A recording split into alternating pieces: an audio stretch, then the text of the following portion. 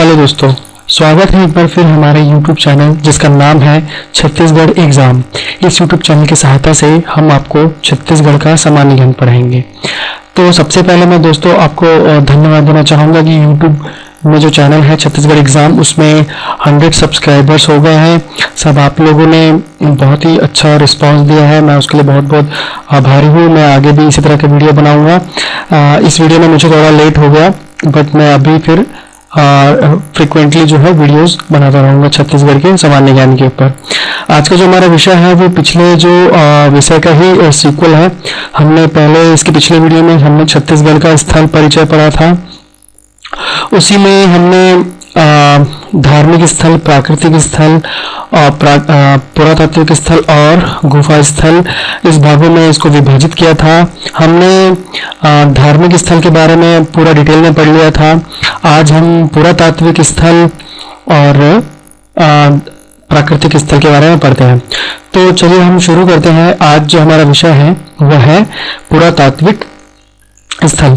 तो यह मैंने 6 मेन जो है मुख्य पुरातात्विक स्थल को लिया है। चित्रकूट है, सिरपुर है, मल्हार, तालागांव, खरोद और पाली। तो चलिए हम एक एक करके सभी के बारे में थोड़ा सा एक ब्रीफ में पढ़ लेते हैं ऊपरी।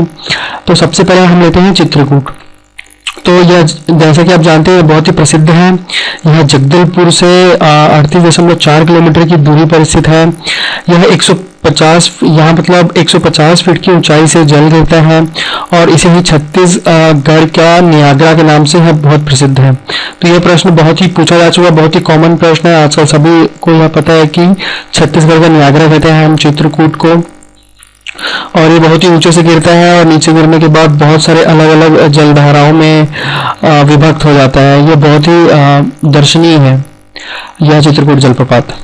अगला हम देख लेते हैं वो है सिरपुर। अब तो सिरपुर यह भी बहुत ही प्राचीन है, बहुत ही प्रसिद्ध है। यह पुरातात्विक स्थल है। प्राचीन में इसका जो नाम था वो श्रीपुर था, जिसका अर्थ है समृद्धि का नगर। मतलब प्राचीन में भी सिरपुर जो था वो बहुत ही प्राचीन था, मतलब बहुत ही समृद्ध था, इसलिए उसका नाम श्रीपुर का था, जिसका अर्थ था समृद्धि का नगरी, समृद्धि की नगरी। अब सिरपुर जो है दक्षिण कोसल की राजधानी थी, जैसा कि आपने मेरे पिछले वीडियो में देखा होगा।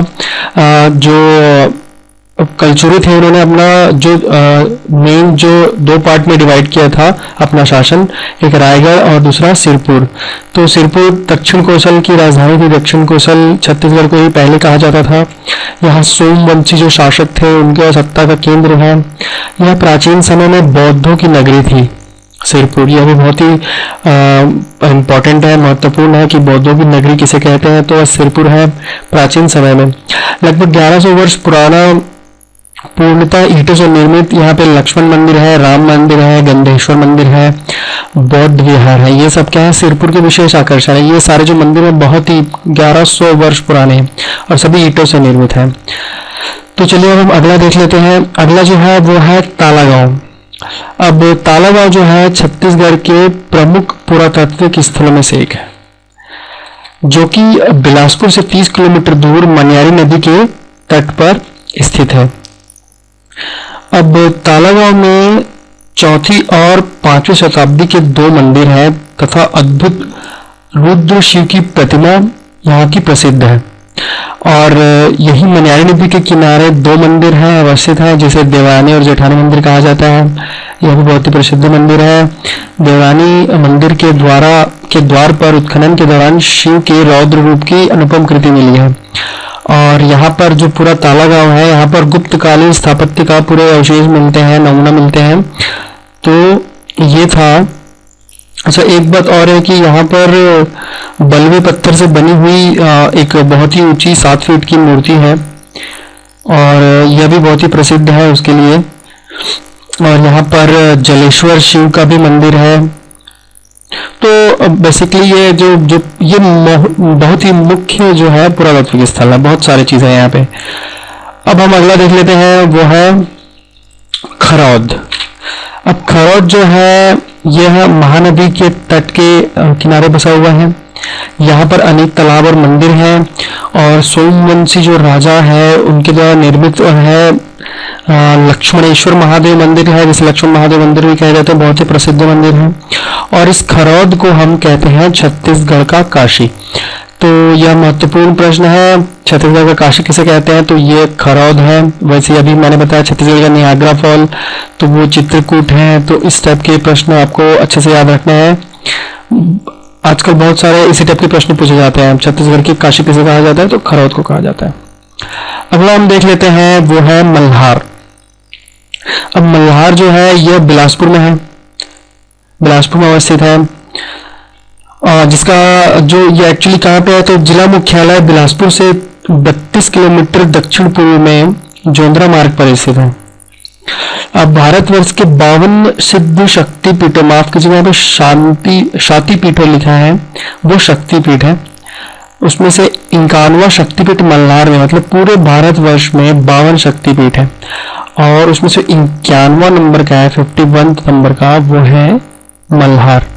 तो उस नजर से ये बहुत ही इंपॉर्टेंट प्रश्न है ये कि 51वां शक्तिपीठ भारत का कौन सा है, तो वह छत्तीसगढ़ का मल्हार है, जो कि बिलासपुर जिले में आता है। यहाँ उत्खनन से प्राप्त जो है बहुत सारे मंदिर मिले हैं, जैसे पातालेश्वर मंदिर है, देवरी मंदिर है और डिंडेश्वरी मंदिर है। यहाँ पे बहुत ही विशेष रूप से दर्शनीय है। और मल्हार में ही देश की प्राचीनतम चतुर्भुज विष्णु की मूर्ति यहीं पे है। यहाँ एक संग्रहालय भी है दोस्तों, जैसे जिसमें वैष्णव, शैव और जैन संप्रदाय की मूर्ति है। मतलब अलग अलग संप्रदाय हैं, जैन, शैव, वैष्णव, इसकी प्रतिमाएं रखी हुई है। एक संग्रहालय है, म्यूजियम है। और कुछ कहावतों में पुरातात्विक महत्व में इस गांव के जो प्राचीन नाम है मल्लारी पत्तन है, जो कि ज्यादा प्रचलित नहीं है और इसकी पुष्टि भी नहीं की जा रही है, बट इसका प्राचीन नाम है मल्लारी पत्तन। ठीक है, तो आप याद रख सकते हैं, याद रखने के लिए। अब अगला हम आ जाते हैं पाली।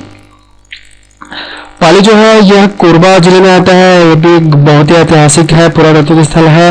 यहाँ जलाशय के समीप स्थित प्राचीन शिव मंदिर है, जो कि बहुत ही दर्शनीय है। यहाँ लगभग 1000 वर्ष पुराना मंदिर है, जिसे बाण वंश के जो राजा है विक्रमादित्य ने बनवाया था। तो ये था पुरातात्विक, कुछ मुख्य पुरातात्विक स्थल: चित्रकूट, सिरपुर, तालागांव, खरौद, मल्हार और पाली। अगर आपको लगता है कि और कुछ पुरातात्विक स्थल हैं, तो आप प्लीज कमेंट सेक्शन में उसके बारे में लिख दीजिए, ताकि मैं उसके बारे में अगर और डिटेल्स में मिलेंगे तो मैं उसको वीडियो बना दूंगा एक ठो। कुछ और अगर पुरातात्विक स्थल है मुख्य, तो आप नीचे कमेंट सेक्शन में लिख सकते हैं। तो हम अब देख लेते हैं कुछ प्राकृतिक स्थल छत्तीसगढ़ के। अब ये मैंने क्या किया है कि कुछ प्राकृतिक स्थल को लिया है और उसकी विशेषता को राइट साइड पे लिखा है। तो सबसे पहले लिखा है केशकाल, जो कि कोंडागांव जिले में आता है। यहाँ पर बौद्ध स्तूप, बौद्ध विहार के अवशेष प्राप्त हुए हैं। यह प्राकृतिक स्थल है। चैतुरगढ़ जो कोरबा में है, इसे छत्तीसगढ़ का हम कश्मीर कहते हैं। देखिए दोस्तों, इस टाइप के प्रश्न बहुत आते हैं। छत्तीसगढ़ का काशी, छत्तीसगढ़ का अगला मैंने लिखा है छत्तीसगढ़ का शिमला, जो मैन पार्ट में है, सरगुजा में है। ये सारे दर्शनीय स्थल हैं। तो इस सारे प्रश्नों को आप एक अच्छे से नोट बनाइए डायरी में और हर चीज नोट कीजिए। छत्तीसगढ़ का नियाग्रा फॉल किसे कहते हैं, छत्तीसगढ़ का प्रयाग किसे कहते हैं, छत्तीसगढ़ का कश्मीर, छत्तीसगढ़ का शिमला। अगला जो है राम झरना, जो रायगढ़ में है। यहाँ पर इंदिरा प्रियदर्शनी पर्यावरण का परिसर है। कुछ और देख लेते हैं प्राकृतिक स्थल। बैलाडीला। अब बैलाडीला जो है दंतेवाड़ा में है। अब यहाँ की जो विशेषता क्या है, इसका जो आकार है दंतेवाड़ा जिले का, बैलाडीला का, वो सांड की कुबड़ के आकार का है। तो यह प्रश्न एमपी है, ऐसा नहीं है कि ये कुछ क्या सांड की कुबड़ जैसा दिख रहा है। सांड की कुबड़ के आकार का कौन सा स्थल आपको पूछा जाएगा प्राकृतिक स्थल, तो बैलाडीला है। प्रश्न इस टाइप से पूछा जा सकता है, या बैलाडीला का आकार कैसा है, तो अलग अलग ऑप्शन आ सकता है, उसमें सांड की कुबड़ में टिक करना है। मगदू द्वीप, ये जो है मुंगेली में है। यह क्रिश्चियनों का तीर्थ स्थल है। यहाँ पर दिल्ली में मगदू द्वीप, यह प्रश्न बहुत बार पूछा गया है पीएससी वगैरह में। सतरंगा पहाड़ी जो है कोरबा में है। ये अभी नया नया विकसित हुआ है, पर्यटन स्थल है, लेकिन अभी पूछ सकता है इसके बारे में। सतरंगा पहाड़ी जो कि कोरबा में है। गढ़धनोरा जो कि बस्तर में है। यहाँ पर प्राचीन विष्णु का मंदिर है, बहुत ही पुराना है, 1000 साल से भी ज्यादा पुराना मंदिर है यहाँ पर। तो ये था हमारा प्राकृतिक स्थल। तो अब हमने पहले सब इसके पिछले वाले वीडियो में हमने स्थल से शुरू किया था, तो ये आज हमने पुरातत्व स्थल और प्राकृतिक दोनों पढ़ लिया है।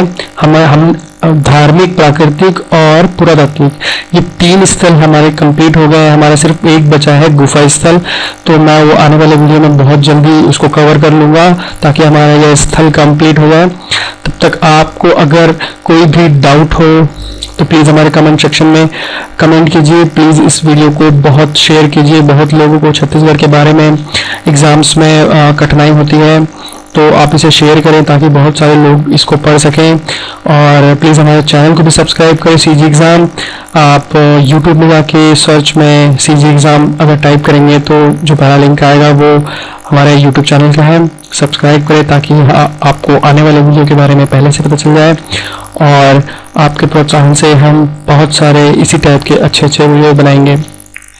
तो थैंक यू।